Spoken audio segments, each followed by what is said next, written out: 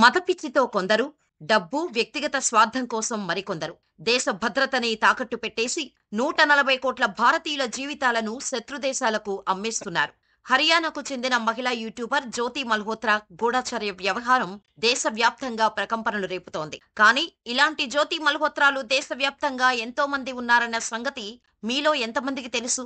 పహల్గాం ఉగ్రదాడి తర్వాత భారత ప్రభుత్వం చేపట్టిన ఆపరేషన్ సింధూర్ అనంతరం దేశంలో పాకిస్తాన్ గూఢచర్య ఆనవాళ్లు తెలిసి దేశ ప్రజలు భయభ్రాంతులకు గురవుతున్నారు. ముఖ్యంగా ఉత్తర భారతదేశంలో పాకిస్తాన్ సైనిక నిఘా సంస్థ ఇంటర్ సర్వీసెస్ ఇంటెలిజెన్స్ కోసం ఎంతో మంది భారతీయులు పనిచేస్తున్నట్టు వెలుగులోకి రావటం దిగ్భ్రాంతికి గురిచేస్తోంది. యూనివర్సిటీ విద్యార్థి నుంచి సెక్యూరిటీ గార్డు వరకు, వ్యాపారి మొదలుకొని యూట్యూబర్ దాకా ఎంతో మంది పాకిస్తాన్కు గూఢచర్యం చేయటంలో ఆరితేరిపోయారు. ఈ క్రమంలోనే పాకిస్తాన్ గూఢచర్యానికి సంబంధించిన నెట్వర్కులపై అధికారులు ఉక్కుపాదం మోపుతున్నారు.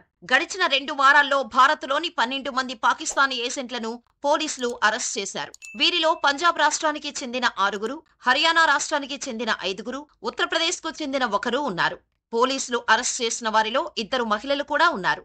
దేశ భద్రతకు సంబంధించి పంజాబ్, హర్యానా, రాజస్థాన్, ఉత్తరప్రదేశ్ అత్యంత కీలకమైన రాష్ట్రాలు. ఎందుకంటే ఇవి మన శత్రుదేశమైన పాకిస్తాన్తో పాటు నేపాల్ దేశంతో సరిహద్దును పంచుకుంటున్నాయి. ఈ రాష్ట్రాల్లోనే మన ఆర్మీకి సంబంధించిన క్యాంపులు, రక్షణ రంగానికి చెందిన కీలక కార్యాలయాలు ఉంటాయి. అందుకే ఈ రాష్ట్రాలకు చెందిన ఎంతో మందిని పాకిస్తాన్ ప్రలోభపెట్టి ఏజెంట్లుగా మార్చుకుంది. నిందితులంతా భారతదేశానికి సంబంధించిన సున్నితమైన సమాచారాన్ని పాకిస్తాన్ ఇంటెలిజెన్స్ అధికారులకు అందించారన్న విషయం ప్రాథమిక విచారణలో వెలుగులోకి వచ్చింది. ప్రస్తుతం అరెస్టైన 12 మంది ఆర్థిక లావాదేవీలను సునిశ్చితంగా పరిశీలిస్తున్నామని, ఎలక్ట్రానిక్ పరికరాల ఫోరెన్సిక్ విశ్లేషణ కూడా జరుగుతోందని పోలీస్ అధికారులు వెల్లడించారు. ఇప్పుడు ఈ నెల మే 4వ తేదీ నుంచి ఇప్పటి వరకు అరెస్టైన దేశ ద్రోహుల వివరాలనేంటో చూద్దాం. మే 4వ తేదీన పంజాబ్లోని అజ్నాలా, అమృత్సర్లకు చెందిన పలక్ షేర్ మసీక్, సూరజ్ మహిస్లను పోలీసులు అరెస్ట్ చేశారు. వీరు పంజాబ్లోని ఆర్మీ కంటోన్మెంట్ ప్రాంతాలు, వైమానిక స్థావరాల ఫోటోలు, మన సైనిక బలగాల కదలికలు, బీఎస్ఎఫ్ క్యాంపుల లొకేషన్లు తదితర సున్నిత సమాచారాన్ని పాకిస్తాన్ నిఘా సంస్థ ఐఎస్ఐకు చేరవేస్తున్నారని పోలీసులు వెల్లడించారు.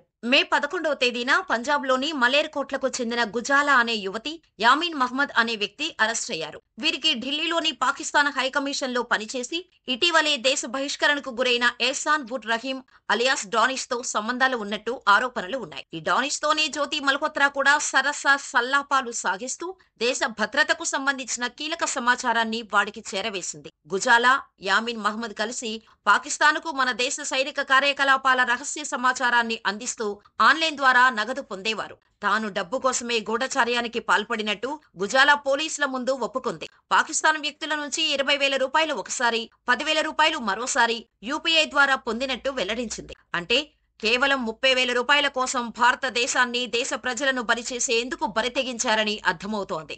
అదే మే 11వ తేదీన పంజాబ్లో సుఖ్ప్రీత్ సింగ్, కరణ్బీర్ సింగ్ అనే 2 వ్యక్తులు అరెస్ట్ అయ్యారు. వీరు ఆపరేషన్ సింధూర్ సమయంలో పంజాబ్, హిమాచల్ ప్రదేశ్, జమ్మూ కశ్మీర్లోని భారత సైనిక దళాల కదలికలు, కీలక వ్యూహాత్మక ప్రదేశాల వివరాలను పాకిస్తాన్తో పంచుకున్నట్టు పోలీసులు వెల్లడించారు. నిందితుల మొబైల్ ఫోన్లను ఫోరెన్సిక్ పరీక్షకు పంపగా అందులో కూడా అదే తేలిందని తెలిపారు. సుఖ్ప్రీత్ సింగ్, కరణ్బీర్ సింగ్ ను అరెస్ట్ చేసి వారి నుంచి 3 మొబైల్ ఫోన్లు, 8 లైవ్ కార్ట్రిడ్జ్ స్వాధీనం చేసుకున్నట్టు చెప్పారు. మే 15న హర్యానాలోని పానిపట్ జిల్లాలో సెక్యూరిటీ గార్డుగా పనిచేస్తున్న 24 ఏళ్ల నౌమాన్ ఇలాహీ అరెస్ట్ అయ్యాడు. ఐఎస్ఐ శిక్షణ కోసం నౌమాన్ ఇలాహీ 4 సార్లు పాకిస్తాన్ వెళ్లినట్టు తెలుస్తోంది. హర్యానాకు చెందిన దాదాపు 150 మందితో నౌమాన్ ఇలాహీ అతిపెద్ద నెట్వర్క్ ఏర్పాటు చేసినట్టు వార్తలు వస్తున్నాయి. ఇలాహీ ఐఎస్ఐతో సంప్రదింపులు జరిపినట్టు పోలీసులు గుర్తించారు.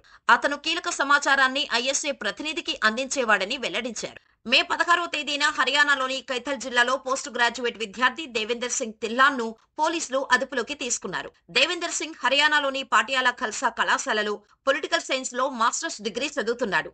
అయితే మే 12న దేవేందర్ సింగ్ తన ఫేస్బుక్ ఖాతాలో గన్, పిస్టోల్ ఫోటోలను పోస్ట్ చేశాడు. ఈ విషయం పోలీసుల దృష్టికి వెళ్లడంతో పోలీసులు కాలేజీకి వెళ్లి అతడిని అరెస్ట్ చేశారు. ఈ క్రమంలో తుపాకీలు ఎక్కడి నుంచి వచ్చాయని ప్రశ్నించగా కీలక విషయాలు వెలుగులోకి వచ్చాయి. గతేడాది నవంబర్లో కర్తార్పూర్ కారిడార్ ద్వారా పాకిస్తాన్కు వెళ్లినట్టు దేవేందర్ సింగ్ తెలిపాడు. ఆ సమయంలో పాకిస్తాన్ ఐఎస్ఐ అధికారులతో భారత్కు సంబంధించిన సున్నితమైన సమాచారం చెప్పడంతో పాక్ అధికారులు పెద్ద మొత్తంలో డబ్బు, ఆయుధాలు ముట్టజెప్పినట్టు తెలిపాడు.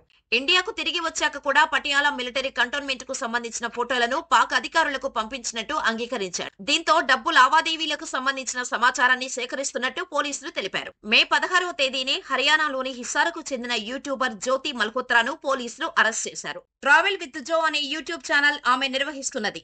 జ్యోతి పహల్గాం ఉగ్రదాడికి ముందు పలుమార్లు పాకిస్తాన్ లో పర్యటించిందని, ఒకసారి చైనాకు, బంగ్లాదేశ్ కు వెళ్లొచ్చినట్టు పోలీసులు వెల్లడించారు. ఆపరేషన్ సింధూర్ అనంతరం నెలకొన్న ఉద్రిక్తతల సమయంలో ఢిల్లీలోని పాక్ హైకమిషన్ అధికారి డానిస్ తో ఆమె టచ్ లో ఉన్నట్టు నిర్ధారించారు. పహల్గాం లో ఉగ్రదాడి జరగటానికి కొద్ది రోజుల ముందు కూడా జ్యోతి ఆ ప్రాంతానికి వెళ్లినట్టు దర్యాప్తులో వెల్లడైంది. ఆ సమాచారాన్ని పాక్ ఏజెంట్లకు చేరవేసి ఉంటుందని అధికారులు అనుమానిస్తున్నారు. దీనిపై మరింత లోతుగా పోలీసులు దర్యాప్తు చేస్తున్నారు. ఈ మేరకు జ్యోతి మల్హోత్రాను పోలీసులు విచారించే క్రమంలో విస్తుపోయే నిజాలు వెలుగులోకి వస్తున్నాయి. విచారణ సమయంలో జ్యోతి మల్హోత్రాలో ఎలాంటి పశ్చాత్తాపం కనిపించలేదని సంబంధిత వర్గాలను ఉటంకిస్తూ ఓ వార్తా సంస్థ కథనం ప్రచురించింది. పైగా తన వాక్ స్వాతంత్రంలో భాగంగానే ఇలా చేసినట్టు చెప్పిందని తెలిసింది.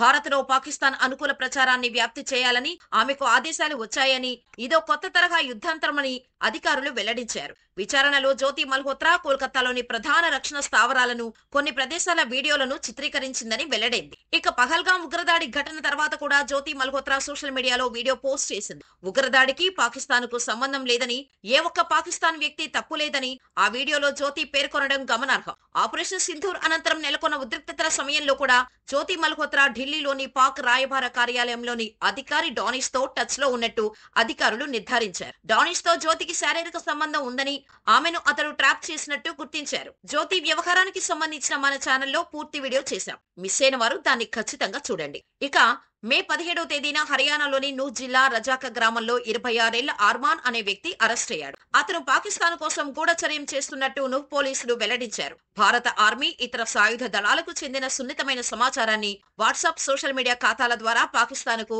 అర్మాన్ చేరవేస్తున్నట్టు బయటపడింది. ఢిల్లీలోని పాకిస్తాన్ హైకమిషన్ లో పనిచేస్తున్న ఉద్యోగికి వీటిని అందిస్తున్నట్టు అధికారులు గుర్తించారు. ప్రస్తుతం అధికారులు అర్మాన్ ఫోన్, ఇతర ఆధారాలను సేకరించి దర్యాప్తు చేపట్టారు. ఈ క్రమంలో పాకిస్తాన్ లోని కొన్ని ఫోన్ నంబర్లకు వీడియోలు, ఫోటోలను పంపుతున్నట్టు గుర్తించారు. నిందితుడిని కోర్టులో ప్రవేశపెట్టగా 6 రోజుల పోలీస్ కస్టడీ విధించారు.